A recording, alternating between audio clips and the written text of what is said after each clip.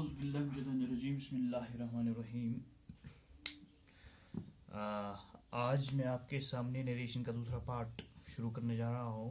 उम्मीद है कि आप इससे अच्छी तरह से जान जाएंगे। और मैं आज एक इम्पॉर्टेंट पार्ट पे आ जाऊँगा, इम्परेटिव सेंटेंसेस पे।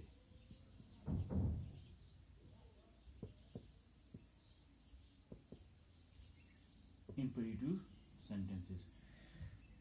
As we have already discussed number of rules in the previous video lectures, now I will explain this what actually this imperative sentence or how imperative sentences are converted into indirect part of speech.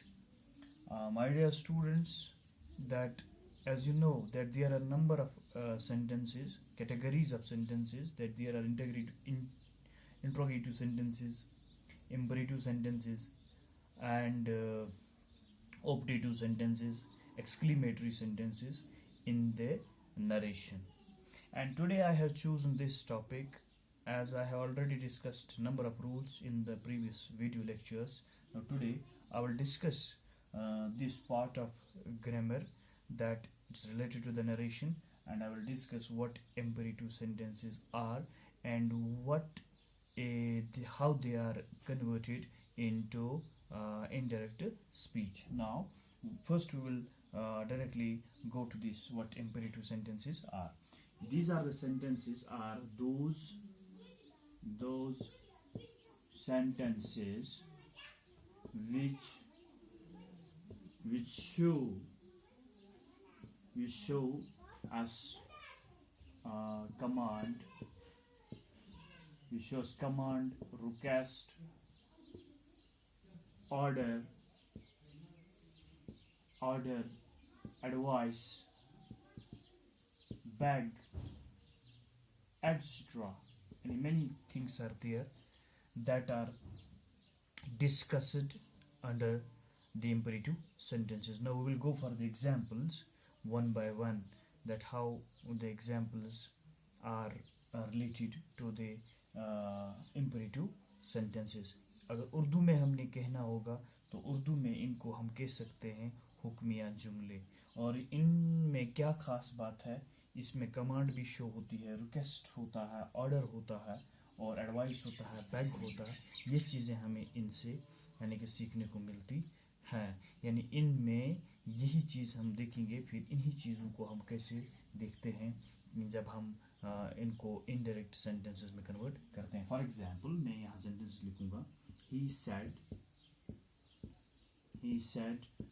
to me, comma, inverted commas, begin. He said to me, comma, inverted commas, begin. Please give me your book.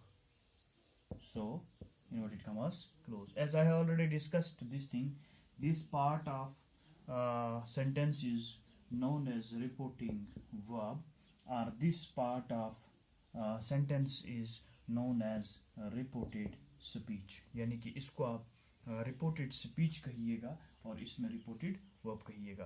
तो इस वक्त हमारा ताल्लुक जो है, यानी कि जब हमें किसी चीज़ का देखना होगा कि ऑर्डर कहाँ पर है, रिक्वेस्ट कहाँ पर है, कमांड कहाँ पर है, वो हमें सिर्फ किस में मिलेगा, वो हमें सिर्फ रिपोर्टेड स्पीच में ही मिलेगा। तो देखिए हम कैसे इसको कन्वर्ट करेंगे।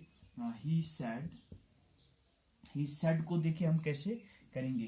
तो यहाँ पर देखिए क्या मांगा है इसने, मुझे ये किताब दीजिए मेहरबानी करके, मुझे आपकी किताब चाहिए। तो इसका मतलब है यहाँ कोई इसने इल्तिजा की है, इसने दरख्वास्त की है, इसने कोई मदद मांगा है। So it means that this part of reported speech shows you the request. This part of reported speech shows you the request. No, I will tell you repeatedly, I will tell you that our main concern is now with the reported speech, because we can justify our sentences whether it is order there, whether it is request, whether it is command, whether it is beg, whether it is something else, whether it is advice. No, sometimes it can show you the suggestion, and suggestion भी इसमें आता है। तो let's see. तो he said to me, please give me your book. तो हम कहेंगे यहाँ पर इसको कन्वर्ट इनडायरेक्ट सेंटेंस में लाएंगे, he requested हाँ, he requested me, हाँ, to please, he requested me to give him my book. He requested me to give him my book. So here it means that आपको पता होना चाहिए यहाँ पर give your book. Now possessive case है and हमारे पास possessive case है, pronounce की बारे में बात हम करेंगे. तो इसको हमने चेंज किया माई में, because the speaker is telling me, यानी कि वो मुझसे बात कर रहा है और मुझे कह रहा है कि आप मुझे अपनी किताब दीजिए. तो इसको हम जब यूआर यहाँ पर होगा तो उसको हमने माई में कन्वर्ट कर दिया. आप इसको ये भी कह सकते हैं, यानी कि these are the objective cases. जैसे मैंने पिछले वीडियो लेक्चर में कहा कि these are also known as objective cases, are these are also known as similar pronouns which are changed according to the situation. तो इसी तरह से आप देखेंगे यहाँ पर ये possessive case ही है, जैसे your है, my है, mine है, these are all possessive cases and they are simultaneously changed according to the situation. तो दूसरा सेंटेंस में लिखूंगा, दूसरा सेंटेंस में लिख सकता हूँ the teacher said to Asif. The teacher said to Asif, comma, inverted commas, begin, sit down and attend your lesson. तो यहाँ पर क्या करना है, this part as I have already discussed, इसको रिपोर्टिंग वर्ब कहते हैं, रिपोर्टेड वर्ब कहिए. तो यहाँ पर देखिए sit down and attend your lesson. So this is what, this is another part. तो इसका मतलब है यहाँ पर क्या है कि यहाँ पर टीचर ने एक आसिफ लड़के को कहा कि बैठ जाइए नीचे, और क्या कहा, यानी कि उसको कहा बैठ जाइए नीचे और लेसन पढ़ लीजिए, यानी लेसन अटेंड कर दीजिए. तो अब देखिए इस सेंटेंस को हम कैसे करेंगे, यानी कि अब यहाँ पर क्या है, ऑर्डर है, कमांड है, सजेशन है, क्या है. तो हम यहाँ कह सकते हैं, यानी कि द टीचर ऑर्डर्ड, या कमांड भी कह सकते हैं, द टीचर ऑर्डर्ड, हाँ, the teacher ordered Asif to sit down and attend your lesson, and to sit down, to ordered Asif to sit down and attend your lesson. ये देखिए, यानी कि the teacher ordered or commanded Asif to sit down and attend your lesson. अब यहाँ पर देखिए आप बोलेंगे यहाँ यूर क्यों चेंज नहीं हुआ, यहाँ डायरेक्टली आसिफ की तरह बात की और उसी को उसने फ्रेम किया. अगर यहाँ होता the teacher said to the students, तो यहाँ पर फिर आगे क्या होता, sit down and attend your lesson. तो यहाँ पर हम क्या करते फिर उसको change, the teacher ordered the students, हाँ, or the teacher commanded the student, या ऑर्डर्ड द स्टूडेंट्स, परफेक्टली ठीक है, ordered the students to sit down and learn their lessons. तब उस यूर को हम देयर में चेंज करते. नो, यहाँ पर यह हमने किया, the teacher said to Asif sit down and attend your lesson. तो हम लिखेंगे the teacher ordered Asif to sit down and attend your lesson, या इसको आप attend your lesson, attend his lesson भी कहीं कहीं जगहों पर लिखा गया है, लेकिन दैट्स नॉट परफेक्टली ट्रू कि लिखा गया है. सो आप ये भी कह सकते हैं, the teacher ordered Asif to sit down and learn your lesson or learn his lesson, but attend his lesson or learn his lesson, one and the same thing. But simultaneously जब आपके पास आसिफ आ गया है, यानी कि इनडायरेक्ट ऑब्जेक्ट में, और teacher यहाँ पर हमारे पास सब्जेक्ट केस है, तो इनडायरेक्ट ऑब्जेक्ट में इसने आसिफ को लगाया है. तो यहाँ पर आप क्या कर सकते हैं, यहाँ पर यूर ही रखना है. तो क्यों, क्योंकि इसका रूल है, और ट्रेडिशनल ग्रामर में ऐसा रूल है, लेकिन नए ग्रामर में ऐसा नहीं है. ओके, तो इस तरह से और भी कुछ सेंटेंसेस हैं, मैं आपसे कुछ शेयर करना चाहूँगा. For example,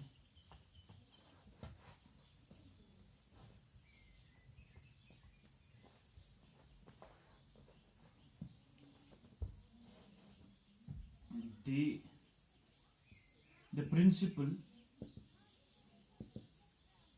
principal said to peon. Now, comma, inverted commas, begin. The principal said to peon. अब प्रिंसिपल ने पियान से बात की, क्या कहा? Bring, bring me a cup of T, यहां पर बात की। अब यहां पर प्रिंसिपल है, नो, यहां पर प्रिंसिपल ने, उसने किसको कह दिया कुछ, यानी कि उसने हुक्म दे दिया। और देखिए, bring me a cup of T, it is here just like a, यानी कि ऑर्डर भी कह सकते हैं आप, इसको कमांड भी कैसे, हुक्म दे दिया। तो आप बेहतर से, यानी कि रिपोर्टेड स्पीच, मैंने आपको 12 बार बताया, ये रिपोर्टेड स्पीच में ही हम किसी भी इंपेरेटिव सेंटेंस का तकाजा लगा सकते हैं कि whether what sort of situation is there, whether it shows command, whether it shows request, whether it shows order, whether it shows anything else, तो वो हम सिर्फ रिपोर्टेड स्पीच से हम पता करते हैं। तो यहाँ पर क्या है? The principal said to peon, bring me a cup of tea. तो यहाँ पर हम लिखेंगे the principal commanded, principal commanded भी लिख सकते हैं, प्रिंसिपल कमांडेड और ऑर्डर्ड भी। द प्रिंसिपल कमांडेड पियान, या ये भी लिख सकते हैं द प्रिंसिपल ऑर्डर्ड, कोई प्रॉब्लम नहीं है, ऑर्डर्ड भी लिख सकते हैं। Ordered, the principal ordered the peon to bring him a cup of tea, तो यहां पर देखिए, मी को हमने हिम में चेंज कर दिया, because it is related to the principal, ये प्रिंसिपल की बात है। तो इसीलिए इस मी, यानी कि ये जो यहां पर हमारे पास ऑब्जेक्टिव केस है, हमने इसको हिम में चेंज कर दिया, because it is the same principal who is talking about himself, but directly referring to his point to the peon, यानी कि पियान से बात कर रहा है, कि उसको कह रहा है कि मुझे एक चाय की प्याली चाहिए, तो उसको लाने के लिए बोल रहा है। तो इसका मतलब है there is an order in the reported speech और देयर इज ए कमांड। तो इस तरह से दूसरा एक सेंटेंस में लिखूंगा जिसमें आपको पता चल जाएगा what actually imperative sentence is. Now the another part I will write another sentence, the master,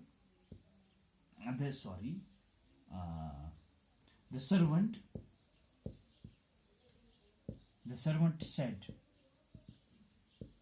to his master,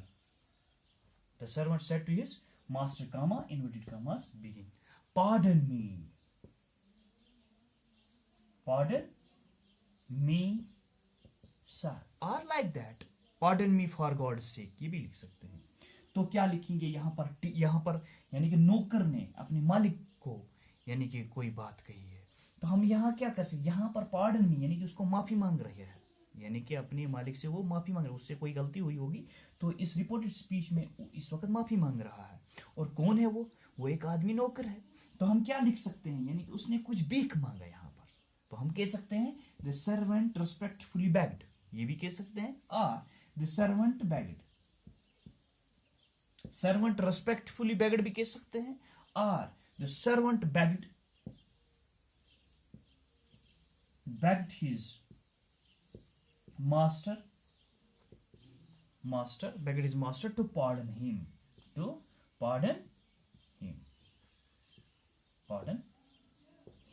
कि मुझे माफ कर दीजिए। तो इसी तरह से अब जरूर बहुत सारी चीजें हैं, बहुत सारी इसमें सेंटेंसेस आपको आ सकते हैं इंपेरेटिव सेंटेंस में। मैं और भी एग्जांपल्स कुछ लिखूंगा, ये आपको समझ आया होगा, I am sure.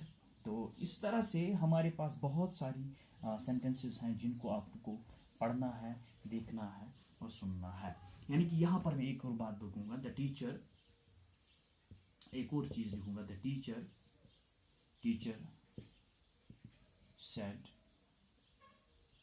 said to his students,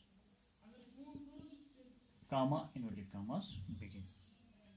The teacher said to his students, देखिए, do not waste your time, Similarly, what we have to do, this part of the sentence is reporting verb, and this part is reported speech.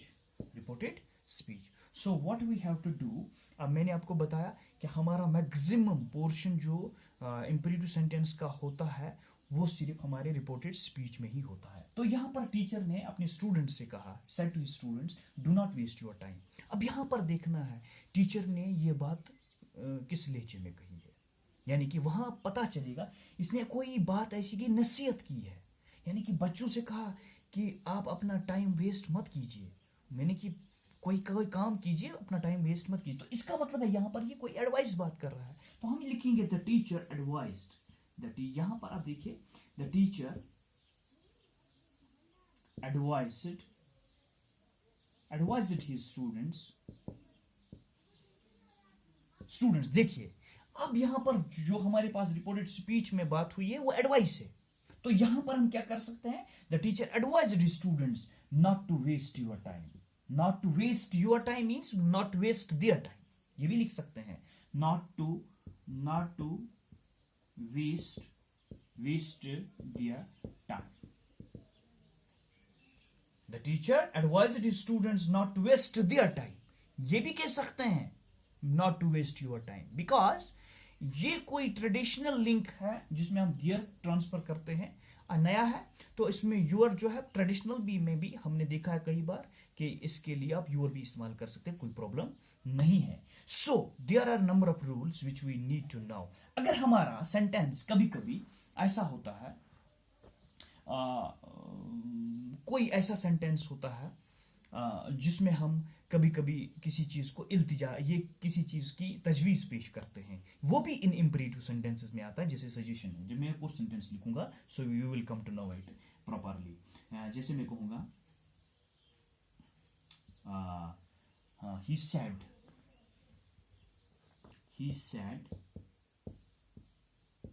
said to his friends. No, अब एक और थोड़ा सा आगे चले जाएंगे, थोड़ा सा अलग हट के सेंटेंस करेंगे. he said to his friends. क्या कहेंगे, let's play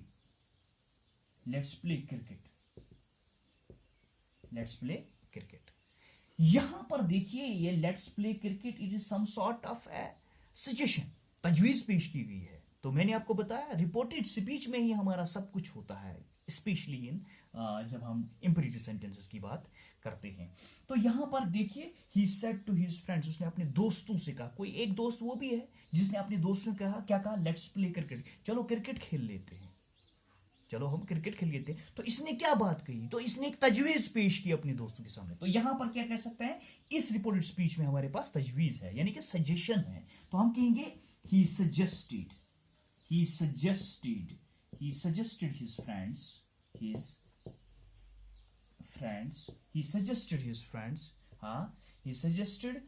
friends that we should play cricket, we should play cricket. Should में हमने इसको चेंज कर दिया, he suggested his friends that we should play cricket. अब यहां पर क्या है, यानी कि इस टर्मिनोलॉजी में हमने देखा कि ये अपने फ्रेंड्स से बात कर रहा है, बहुत सारे फ्रेंड्स से, तभी हमने कहा, हमने इसमें वी इस्तेमाल किया. तो बहुत सारे फ्रेंड्स से इसने एक आदमी ने तजवीज दी और सब दोस्तों से शेयर कर रहा है. क्या कहा, he said to his friends let's play cricket, चलो क्रिकेट खेल लेते हैं. तो इसने क्या किया, इसने suggestion, he suggested his friends that we should play cricket, हमें क्रिकेट खेलना चाहिए. तो ये हमारे पास इंपरेटिव सेंटेंसेस की कुल मिला के ये बनता है कि हम इंपरेटिव सेंटेंसेस को कैसे बना सकते हैं. One of the important thing that I want to conclude this video lecture, so far as the internet is concerned, we cannot make long videos. We have other videos at our disposal, and we will discuss it simultaneously, because long videos cannot be uploaded on the Facebook or on WhatsApp or on Messenger or like that, any other the means of the communication. But similarly, I will tell you one thing, you should have at least command of the tenses, And if you don't have, I am repeatedly telling you that if you don't have the command over the tenses, so you won't be able to grasp this concept of the narration. So unless and until you are not acquainted with the tenses formation, you won't be able to categorize the aspect of narration properly. So for this today I have completed this aspect. I think it will be better for you to understand how imperative sentences are converted into indirect sentences. तो last भी यही बात कहूँगा कि इसको आपको बड़ा ध्यान से देखना है, पढ़ना है, कैसे हम इन sentences को convert